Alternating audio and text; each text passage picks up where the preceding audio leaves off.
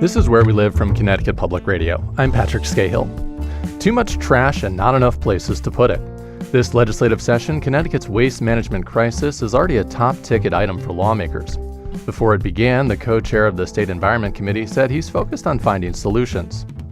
Katie Dykes, Commissioner of the State Department of Energy and Environmental Protection, said the dwindling options for waste disposal in Connecticut present a silent crisis. The crisis got worse last July. That's when a major waste plant closed. The Materials Innovation and Recycling Authority, or MIRA, closed its Hartford incinerator, forcing more of Connecticut's trash to out-of-state landfills.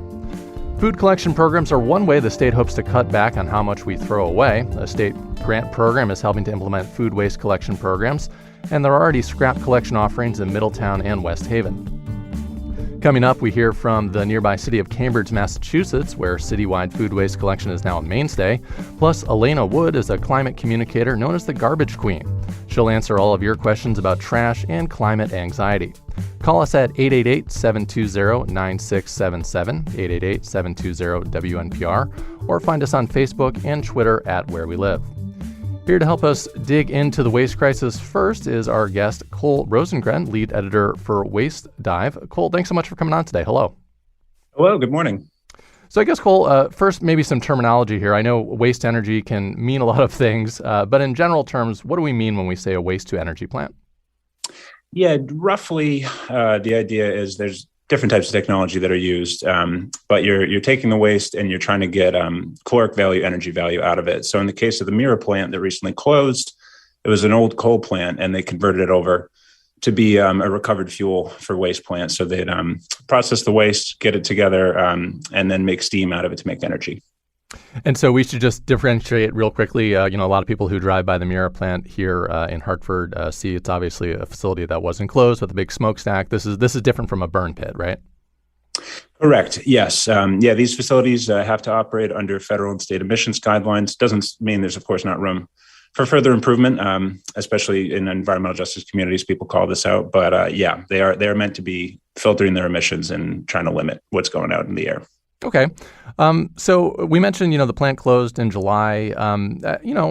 Generally speaking, why was this a big deal? I know a lot of people don't think about trash and care about it sort of beyond curbside, but why was it a big deal when this plant closed?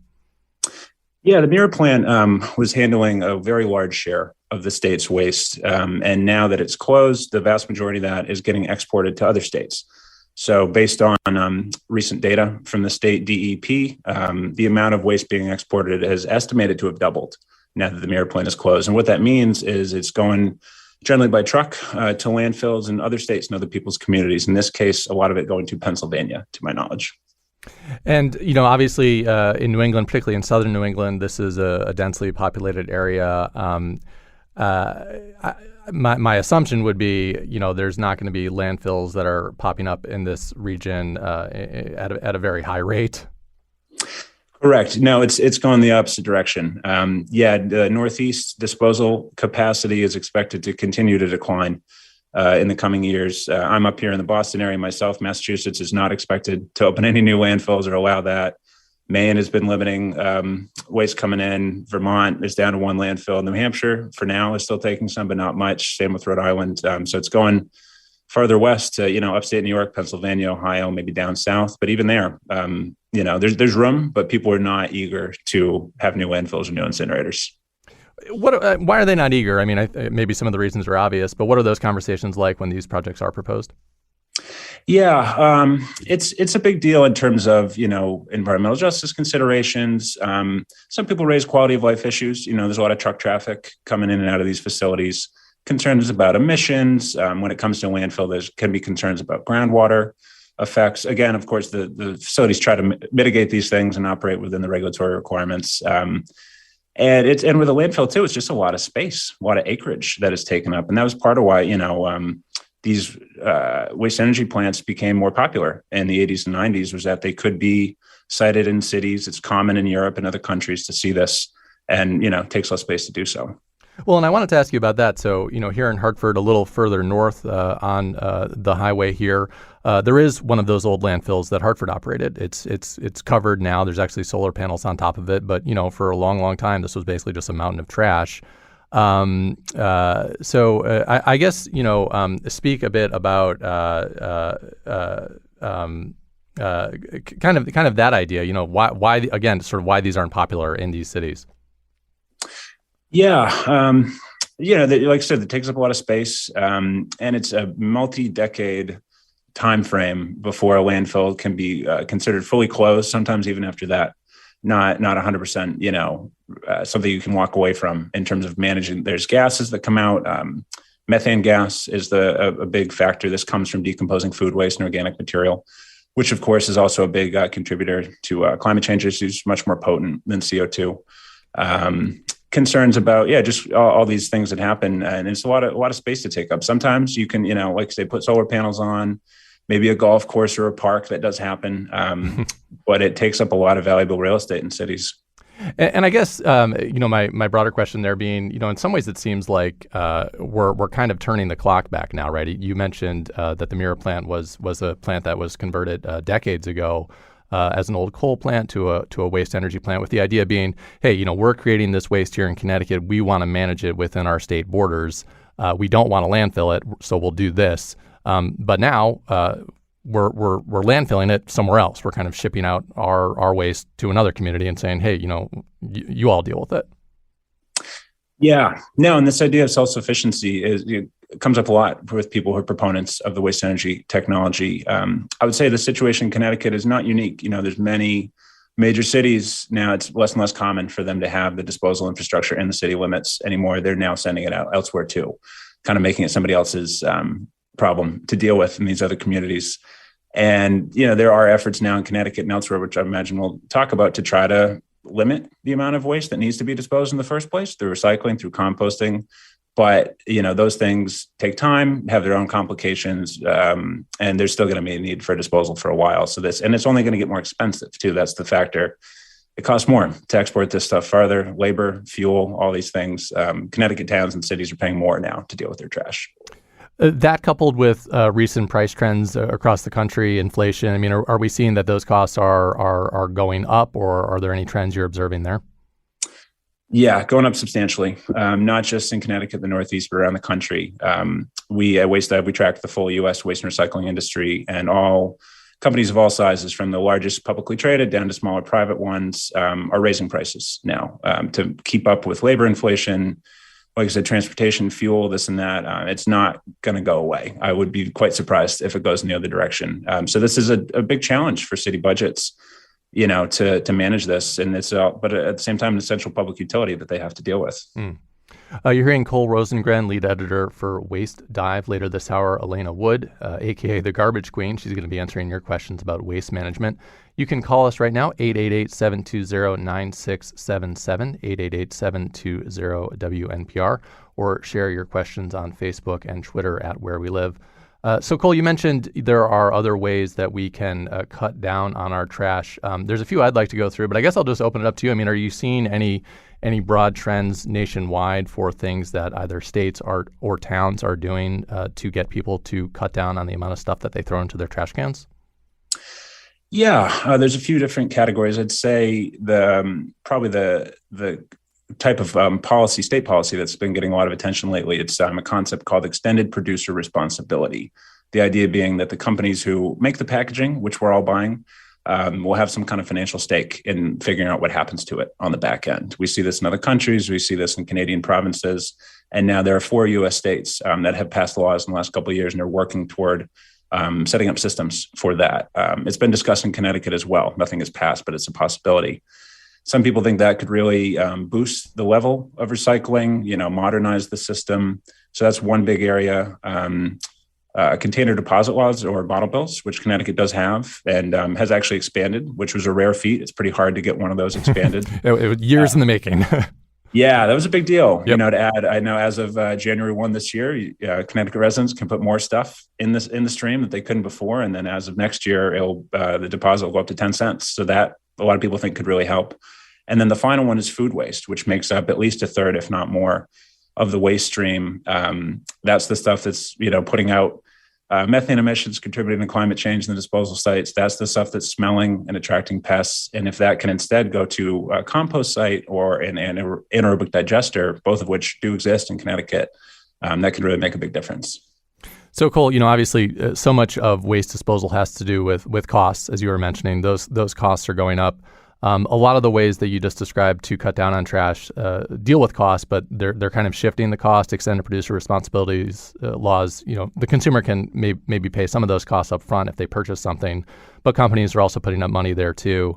One other one, pay-as-you-throw programs or unit-based pricing. This is a way to kind of directly put the cost of throwing stuff away on consumers. Can you sort of explain what that is and how that works? Sure. We hear it described as pay as you throw. New York City, they like to call it save as you throw because they've had some political challenges getting that through. So they're trying to make it more palatable. Mm-hmm. But the idea being that, as the same way we pay for our water or electricity or anything else based on volume, the same would happen for trash. And so there's different ways that it can be done. Sometimes there's a special colored bag or a tag. You need to put out your trash. Sometimes at different size of trash containers. It's done different ways around the country. But the idea is to, incentivize more recycling and when it's available, more organics recycling, composting, and charge more for the trash that has to go to a landfill or an incinerator. Okay. So we'll be talking a bit about food waste and food waste recycling a little bit more in the next segment. I guess, Cole, before we take a quick break here, you report on trash all around the country. I'm sure you're looking at what other nations are doing as well. How would you compare Connecticut regionally or nationally on waste management innovation? Yeah, it's an interesting time for Connecticut. Before Mira closed, it was at one time the largest user of waste energy, in terms of self-sufficiency. So a lot was staying within the state. That had been a state policy that had been happening. But now the costs are going to go up. That's going to be a factor, and that they're not alone in that. I would say there's more movement than some areas. Some states, some of these things we've talked about are not happening and are not expected to happen anytime soon. But people also view Connecticut as having room to improve in terms of, possibly tightening laws, tightening regulations on this, helping provide more support to local governments. Dept, just rolled out $5 million in grants to help cities and towns recently. That was beneficial. More could happen. So I'd say it's, maybe middle of the pack, if not above average, in terms of what's happening around the country. Real quick, I want to take a call here. We have Bud from New London on the line. Bud, you're on Where We Live. Oxford.org/admissions. Admissions are doing as well. Bud, are you there? Okay, it sounds like we don't have Bud, but Bud was listening, so thank you, Bud, for listening. We're going to take a quick break here. This is Connecticut Public Radio. You're listening to Where We Live. I'm Patrick Scahill. Cole, you can stay with us, and we'll be right back. Coming up, we'll hear from the recycling director of Cambridge, Massachusetts, where they're in their 5th year of citywide food waste collection. And later, the Garbage Queen answers your questions. Give us a call, 888-720-9677, 888-720-WNPR, or find us on Facebook and Twitter at Where We Live.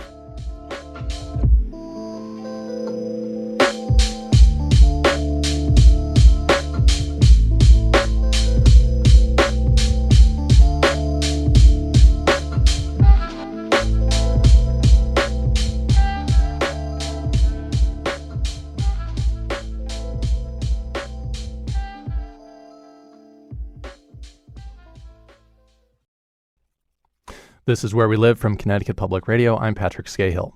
There have been at least 2 state grants offered to Connecticut towns and cities aimed at helping offset the rising cost of waste management through pay-as-you-throw programs or food scrap collection. One city in neighboring Massachusetts has been collecting food waste citywide for more than 5 years. Here to discuss their program is Mike Orr, recycling director for the Department of Public Works in Cambridge, Massachusetts. Mike, good morning. Good morning, Patrick. Thank you for having me. Yeah, thanks for coming on. And still with us on Zoom is Cole Rosengren, lead editor for Waste Dive. What questions do you have about waste management where you live? You can join the conversation, 888-720-9677, 888-720-WNPR, or find us on Facebook and Twitter at Where We Live. So, Mike, why did Cambridge want to recycle food? I understand this is a program you started several years ago. Yeah, there's a couple reasons for starting it. First was the environmental benefits. But as things kind of grew, we started to seeing the cost savings be a big piece of this. And then the third reason really today, which has really taken off as a main reason for doing this, is rodent control in the city of Cambridge. So, a lot of people are concerned about all the rodents getting into trash bins or being in neighborhoods, and we're finding that composting food waste can help with the rodent issue. So briefly describe how this program works, what residents have to do, and then where the waste goes.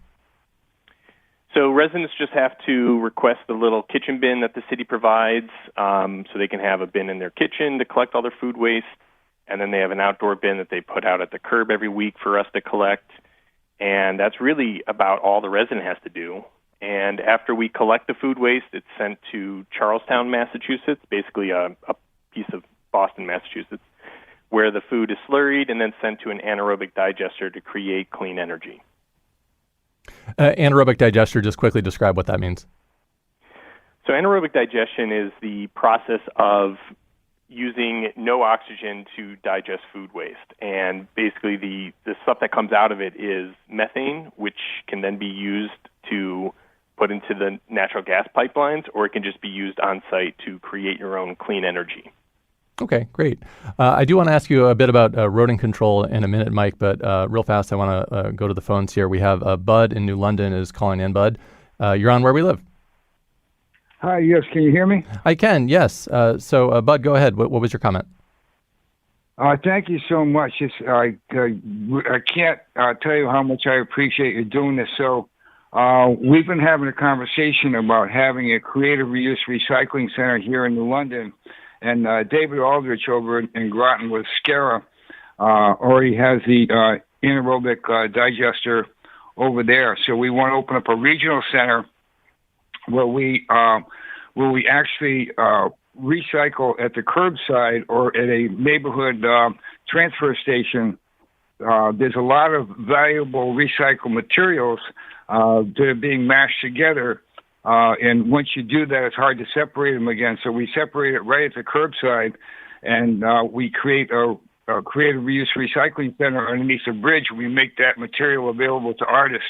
I'm working with Cheryl Baldwin, and she's the recycle guru for the state for Dept. And they had a wonderful art show in New Haven at the Institute Library that was sponsored by EcoWorks. That was all artwork made from recycled material. Well, great. Bud, thank you so much for that comment. Cole Rosengren from Waste Dive, I'll throw it back to you. Bud mentioned this idea of regionalization and towns and cities sort of working together or uniting on the issue of trash. I guess maybe just speak a little bit about, we talked about costs earlier, the power of numbers here when communities come together to collaborate on this versus trying to take it, piece by piece. I imagine that could be a beneficial thing and a way to perhaps cut down on costs. It certainly can. It's definitely you get more, like you said, more value from the scale to come together with this. Sometimes it can even be easier to site infrastructure in terms of where the material is going to get dropped off, where it's going to get handled. And I think this is definitely beneficial because usually the companies that these cities and towns are negotiating with, they're the ones who have the leverage. There's not that much infrastructure around to take this stuff. And so if cities and towns can come together, they can sometimes get a better price. That was in part the model that Mira had tried to do to bring all these dozens of towns together. Granted that, is shifting out of phase now, but that concept still makes sense. Mm-hmm.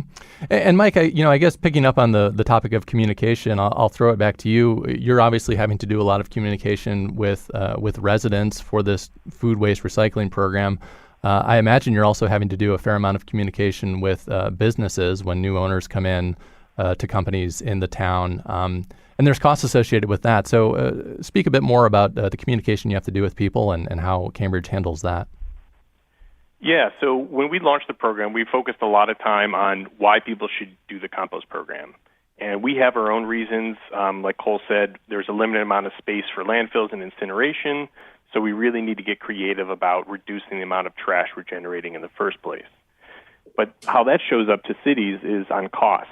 So it costs us significantly less to send our food waste to anaerobic digestion than to send it to trash. So cost is first. Protecting the environment is another major one. I think most people agree that climate change is here and, we have to deal with it. And this is a very tangible way for people to make an impact. And then third is, again, going back to rodents. We want to try to keep our city clean and sanitary. And so we're really trying to push people to show that this is a program that has three major benefits associated with it that all benefit the resident and the city government overall. And then bringing in businesses onto this. So we were able to launch a residential program, and as that kind of developed, we saw an opportunity to launch a business composting pilot. So now we're supporting 75 restaurants and food retail businesses for collection, because it's really easy to go on, driving down the street, you're picking up residential building, then residential building, and then there's a business right there, and we might as well offer the service up and help businesses save some money and help them do the right thing. What have you seen with rodent control and how this has contributed to that in the city? I mean, is that I guess how do you even start to track that? I mean, are you actually going out and counting rodents around trash bins, or how does that work? Close. We've done some audits similar to that. But one of the things we talk about is we just try to bring this down to the individual level to help them understand. So, first thing that happens if you have a mouse in your home, you call an exterminator. The first or second thing they're going to tell you is put your food in a sealed container. So the same thing applies to rodents outside the home. If you put your food waste in an unsealed trash bin, that's really just an open buffet for a rodent. But if you put your food waste into a sealed compost cart, you're going to deter rodents way more than trash carts. And so how we've seen that is we actually started giving out standard city-issued trash barrels in the summer of 2022. Before we did that, we saw that 45% of our trash carts had holes in them from squirrels and rats. And so, doing a clean slate, giving everyone a new trash cart was a great way to kind of take a step forward with rodent control. But if we don't start separating our food waste, getting them into locking bins, we'll come back to having the same result. And as a result of launching these new trash bins, we've seen more trash carts come back to us with holes in them than compost carts. So in the first 3 months, we saw more trash carts with holes than in 5 years of compost carts being out in the community. So we've definitely seen that it works. And, I'll point to a kind of neighbor of you guys, DSNY says this over and over. If you want to help control the rodent issue, you got to put the food into a sealed container. That will help control the rodents better than putting them in a trash bin. Cole, I wanted to ask you quickly a little bit about sort of the public education on food waste when you're looking around the country. Obviously in the 90s, there was a big public education push for recycling and getting the separate blue bin out on the curb. Now we have other communities that are kind of piecemeal here and there saying, oh, well, maybe we'll put out another bin and maybe that's for food waste. Where is just, I guess, the public awareness at on this issue right now? I mean, how would you describe it? Yeah, I would say it's definitely evolved a good bit in the last number of years. The US EPA has set a goal to try to, cut food waste in half, 50% by 2030. That sort of sets the tone nationally. We've seen some large businesses adopt that and others follow along. There's been a big push also to make this, to communicate more of the benefits, as Mike was saying, rodent control, cost savings. Another one is cost savings in the home. Sometimes this food is wasted that didn't need to be wasted. You bought it at the grocery store, it went bad in your fridge, that's money you've lost. Or if folks are going hungry, this is food that could be given to people, edible quality food.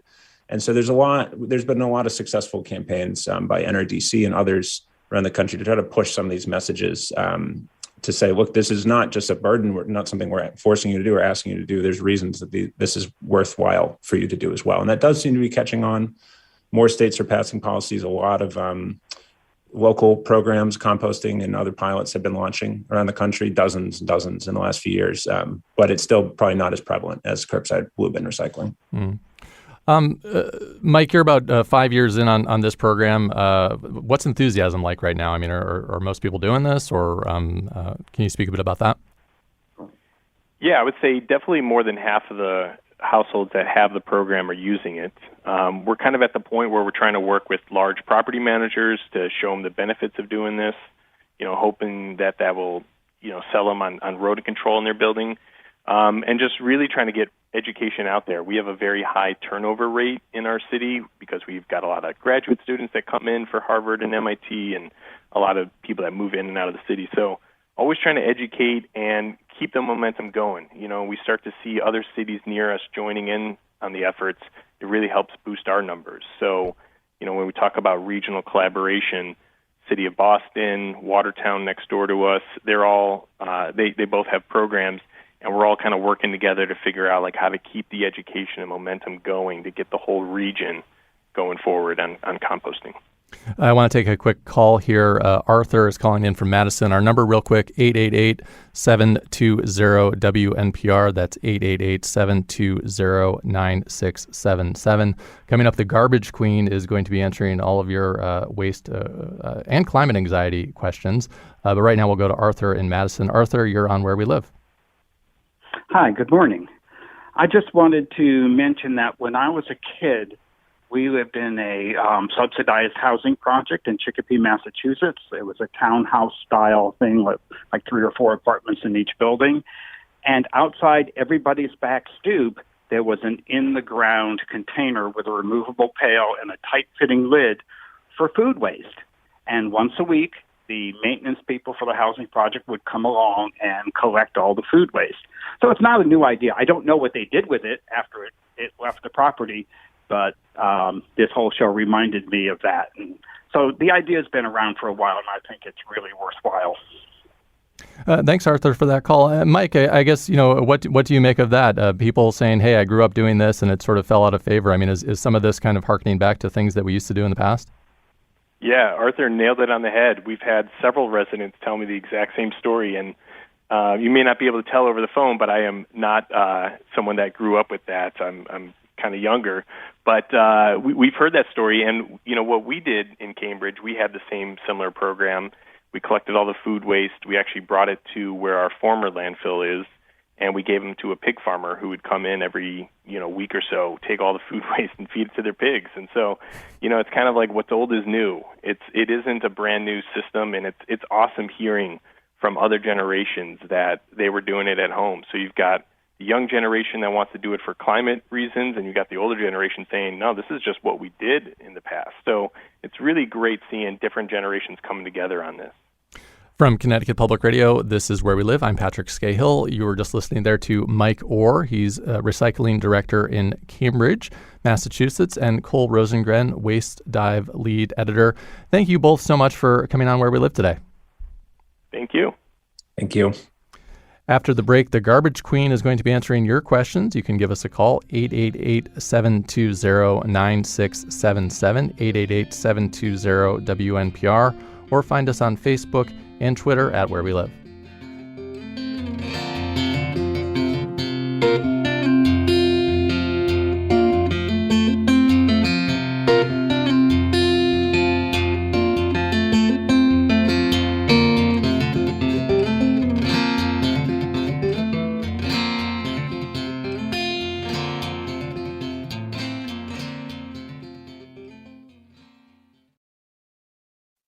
This is Where We Live from Connecticut Public Radio. I'm Patrick Scahill. Finding ways to address climate change in our everyday lives can feel overwhelming, but there are plenty of actionable steps to take. So says Alaina Wood, a.k.a. the Garbage Queen. She runs a climate communication platform by the same name, dedicated to climate science and solutions, and she joins us on Where We Live right now. Alaina, thanks so much for coming on. Hi, thanks so much for having me, Patrick. Yeah, I'm very excited to have this conversation. I'm glad you're here.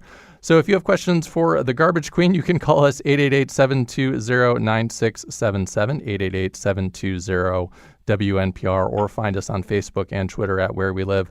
Alaina, we do have a few questions lined up for you here, but before we get to those, I wanted to just sort of level set with you a little bit. So I understand a lot of your expertise is centered around waste management. You worked for a private landfill company, a university recycling office, and a civil engineering firm, so a lot of experience there. What have you observed in those earlier jobs that kind of galvanized you to help find waste solutions? So my very first job, when I worked at my alma mater in their recycling office, I was just fascinated to learn what little people knew about waste.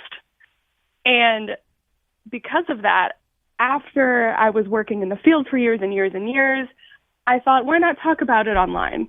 People clearly want to learn. People are calling and asking these questions right now in the show. They want to learn, and there's not many people talking about it. So that's why I decided to become a climate communicator and focus a lot of my efforts on waste. Yeah, and so we should say, obviously you're on Instagram, you're on TikTok, you have hundreds of thousands of followers. And one thing that I really appreciated looking at your social media feeds was it was positive things that I can do to help the environment. I mean, there's so much out there online right now that when I read it, my brain just shuts down because it seems like, you start doom scrolling really, really quick when you read climate stories online. Absolutely. And I was falling into that same path, which is why I decided to also become a climate optimist and talk about solutions. And when talking about issues, try to give things people can do in their average daily lives to make a difference. So we're going to go to the phones here. We have Allison in New Hartford is calling in. Allison, thanks for staying on hold. We appreciate it. You're on Where We Live. Good morning. I have had some experience with the Burlington, Vermont area's garbage collection, kitchen scrap collection program. And what I remember of the rollout was that they very carefully informed, educated, coddled the public to understand what this was all about. And they started a couple of years before they actually affected the program. And then there was the container for your kitchen counter and the bags and all of that stuff that you could easily get from town. And now they have the weekly pickup, and the van comes to your house and grabs the pail and dumps it and puts it back, and it's neat and tidy.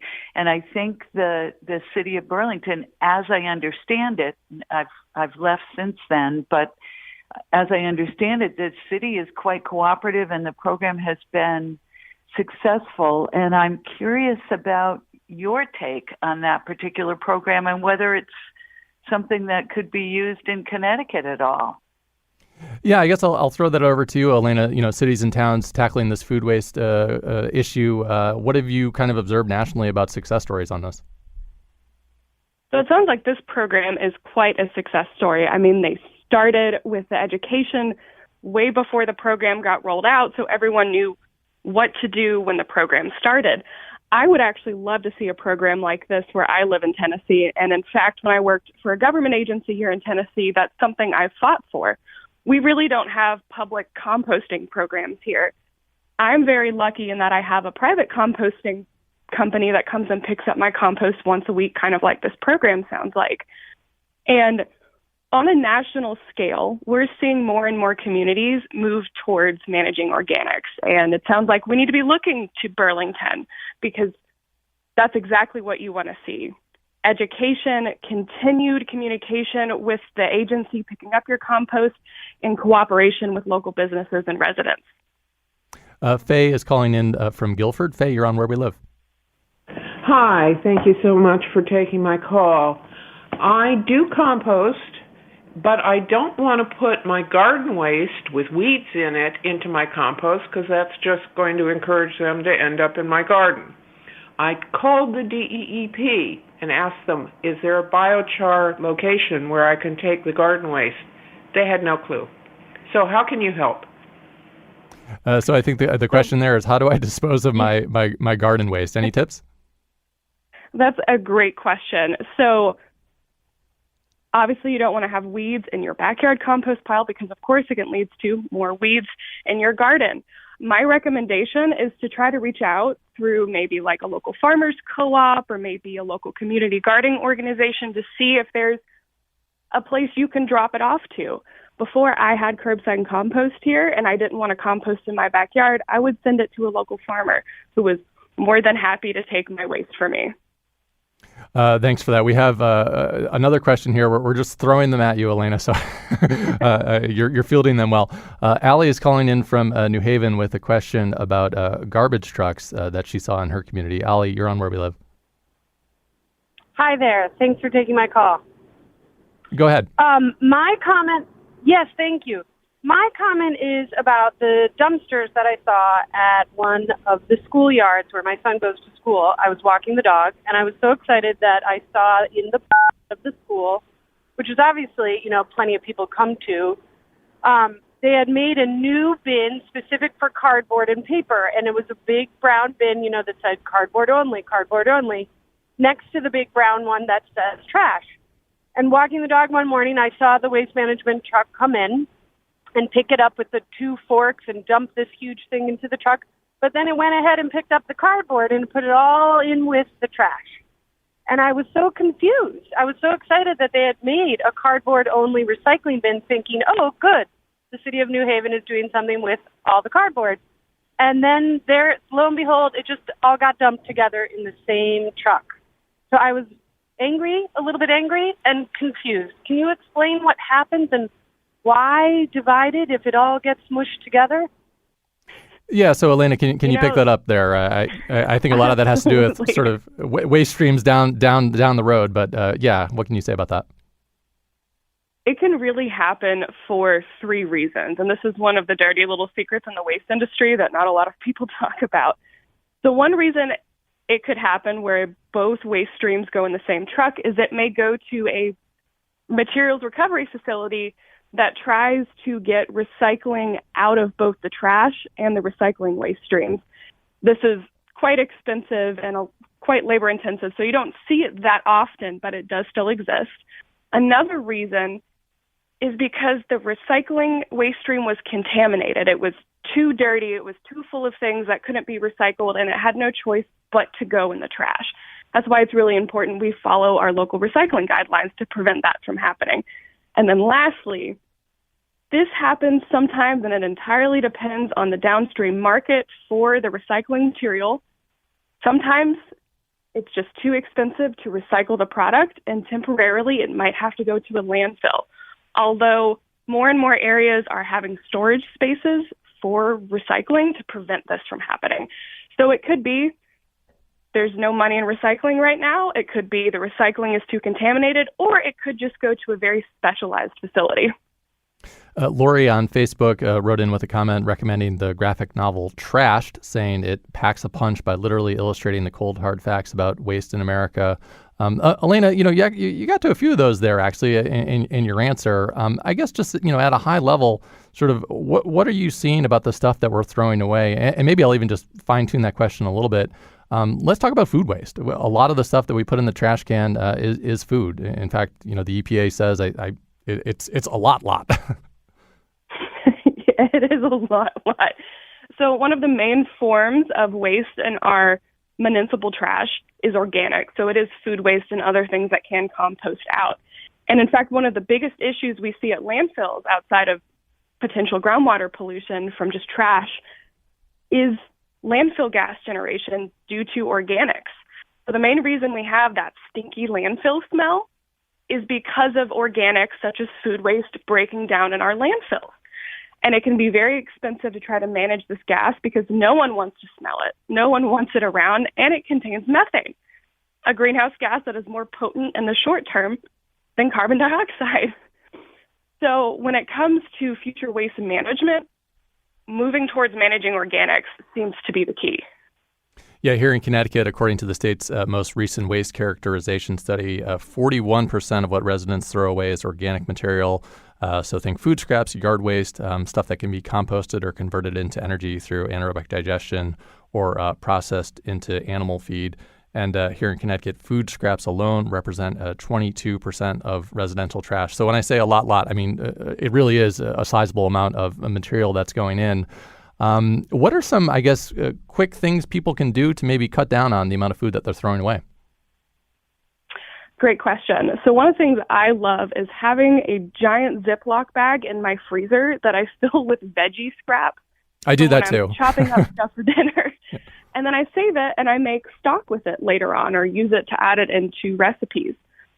Another great way is to only buy what you need at the grocery store. So don't be like, okay, I'm going to have this extra packet of veggies or meat or whatever unless I'm going to use it. Because food waste, as in not just throwing away like leftovers we have, but throwing away food that never gets eaten at all, is one of the main forms of food waste we see globally. So just trying to cut down on what you don't need is probably the best thing you can do. We are taking your calls right now for the Garbage Queen. The number 888-720-WNPR. That's 888-720-9677. She is Alaina Wood. We have Catherine from West Hartford who's been waiting on hold for a while. So, Catherine, thank you for... Oh, and I think we lost Catherine, so we'll move on here. And we will try Diane in New Haven, who also has been waiting for a long time. Diane, you're on Where We Live. Hi, good morning. My question is about food waste and going down an incinerator or, a grinder in your sink. We have a compost and we compost the things in our backyard that we can because New Haven provided us with a compost bin and it's worked great. But of course there are scraps that shouldn't go in there and we don't put them in there. But is it a good thing to put things down in an incinerator and grind it up? That's my question. So how about that, using the garbage disposal? Yep. This is something else I know a lot about coming from a government perspective doing infrastructure projects. So we should absolutely not be putting any food scraps down our drain because they have a tendency, even if they're all grinded up, to cause clogs in our sewer pipe systems. Now, if a little bit of food gets down in your drain, that's not a problem. But don't put like whole meals down your garbage disposal. Now, there is still obviously food waste that comes into our wastewater treatment facilities. And one thing we can do there is to compost the sewer solids. So we can compost those. They can be applied onto crops or they can go to landfill as final cover. So even if your food does incidentally get down the drain, it might still be doing something good down the line. Catherine from West Hartford, who we tried to get to earlier, had a question, which I'll just say here, and it was, how does eating a plant-based diet help with waste reduction? So changing your diet as a way to impact the environment in a positive way. Can you speak to that? Oh, that's a great question. So obviously, no matter what diet you have, the best thing you can do, like I said earlier, is just to reduce how much food waste you have. But when it comes to eating a more plant-based diet, it does reduce waste because when you eat more meat and dairy products, there's a lot of waste in the whole supply chain for that piece of meat or that piece of cheese or what have you to make it to your plate. So if you're eating like whole vegetables or beans or something like that, you're reducing waste overall. Plus, what I've noticed, at least in the grocery stores near me, is that I can find a lot of plant-based options without things like plastic packaging. So I'm reducing not only food waste, but packaging waste as well. Alaina Wood is the Garbage Queen, runs a climate communication platform by the same name that's dedicated to climate science and solutions. We're running out of time here. I'll give the number one more time, 888-720-9677. That's 888-720-WNPR. Before we run out of time, I do want to talk about one other major sort of waste stream that's really, really heightened. Well, you mentioned packaging, which is a whole other thing, which we might not have time to get into today, but e-waste. And, obviously this is a huge issue, not only here in Connecticut, but nationwide and around the whole world. Talk a bit about sort of trends you're seeing there, and maybe give us some positive notes that you've seen with e-waste and managing it.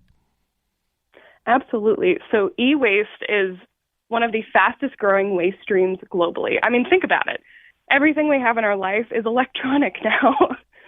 I made a video actually, I think about a week or two ago, where I showed my giant bag of random chargers and cords that I'm just holding on to, hoping that I can use it instead of having to throw it out.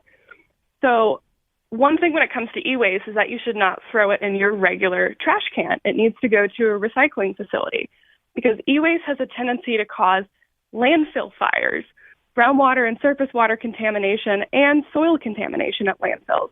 I've personally had to put out a landfill fire caused by a laptop battery, and it's not something I would recommend you be a part of at all. Mm-hmm. There is some good news when it comes to e-waste, though. Yes, it's going to grow as our population grows, as more of our world becomes digital, but we have better ways to recycle it. Before, we were mainly just shipping it abroad to more developing countries, which was harming the workers and the environment there. Now there are companies who are saying, hey, we're going to recycle our own e-waste as part of our supply chain instead of sending it somewhere else. And the biggest e-waste news of last year and probably this year too is the fact that the European Union has said if you want to sell electronics in Europe, you have to use a USB-C charger, which is kind of the universal charger everywhere else, which in turn will cut down on e-waste long term because you're only going to need one type of charger instead of dozens. Yeah, that as a consumer, that was a relief to me, and that's been a point of annoyance to me for years. Glad to hear that. I'm glad you mentioned that. You did mention putting out. I think you said you put out a battery fire at a landfill. That is correct. Yeah. It ended up being underground, and we didn't catch it for a while. I wanted to ask just quickly about batteries. So obviously, a lot of batteries do make their way to landfills. If I have old AA batteries at my house, or if I have a lithium-ion battery, a rechargeable one in my laptop, like where should those be going? So ideally, they would be going to an e-waste drop-off facility, hopefully run by your local government. But I understand that's not accessible to everyone. Not every government does that. So if you don't have that in your area, try stores like Best Buy, Lowe's, Target, Staples, Office Depot. A lot of them have recycling programs specifically for batteries, but other forms of e-waste too. We just have a couple minutes left here. Real quickly, I just wanted to talk to you a little bit about, I guess, the importance of positivity when we think about the climate and maybe managing our climate anxiety. So I guess, Alaina, I'm asking you to maybe kind of pull me out of the rabbit hole of climate horror stories that I kind of go down sometimes when I'm online. What are some quick tips you would give to people who are feeling that anxiety about everyday actionable things they can do in their own life to improve the environment in their local community, and by extension the environment that we're all sharing? Yeah, great question. So first off, that anxiety that you feel is absolutely normal. And studies have shown that the majority of young people in particular, but also older generations as well, experience it. And it's known as climate anxiety. One of the best ways to help reduce your climate anxiety is to take those little action items, whether it is composting your food waste or talking to your neighbors about what climate action items they're taking, or if you can afford it, adding solar to your house. But if you can't afford those things, or you're already doing those things in your life and still freaking out, my recommendation is to cherry pick who you get your news from. If a particular news agency, journalist, creator you follow online is freaking you out, stop following them. You don't have to interact with them. And instead, maybe find people, not saying it has to be me, but there is a whole group of scientists, journalists, and organizations out there that talk about climate optimism. They talk about solutions and the good we can have when we address climate change. And about the minute that we have left, any advice you would give to young people who are out there, who might be middle school, high school aged, quick things they can do to improve the climate? I mean, I'm even thinking when you're not in the room, turn off the lights, basic stuff like that. Yeah, obviously turn off the lights when you're leaving a room, turn off, your faucet when you're brushing your teeth. Going outside, I know this doesn't sound like it's going to help, but it does. The more in tune you are with your natural surroundings, the more likely you are to make change. So even if you don't have the means as a young person to go out and make grand sweeping gestures, just becoming more connected with the environment and your community is great.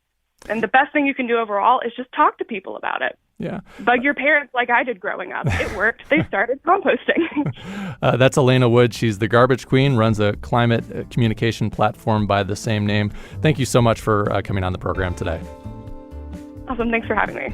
I'm Patrick Scahill. Today's show is produced by Katie Pellico. Our technical producer is Kat Pastor. Download Where We Live anytime on your favorite podcast app. And thanks so much for listening.